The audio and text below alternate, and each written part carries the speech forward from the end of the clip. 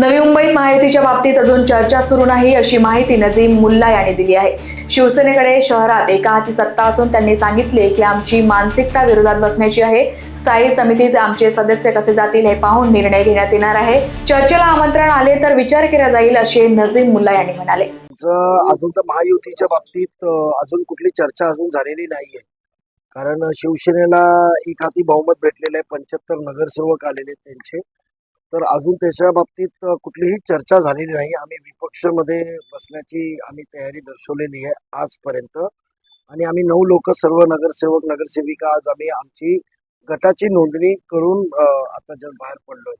चर्चा आणि मागणीचा विषयच येत नाही, पण जास्त सदस्य आमचे स्थायी समितीमध्ये विशेष समितीमध्ये कसे जातील त्याची व्यूहरचना करू। अजून तशा प्रकारची कुठली चर्चा झालेली नाहीये, कुठल्याही प्रकारचं तसं आमंत्रण आम्हाला पण नव्हे, भाजपला पण नव्हे माझ्या माहितीप्रमाणे, तर अजून त्यांचं आमंत्रण नाही आहे, तशा प्रकारची चर्चा नाहीये। तर आम्ही आमची मानसिकता केलेली आहे, असा प्रस्ताव कुठला आला तर नक्की आम्ही त्याच्या बाबतीत विचार करू। Bureau report, लोकवाहिनी media, Navi Mumbai.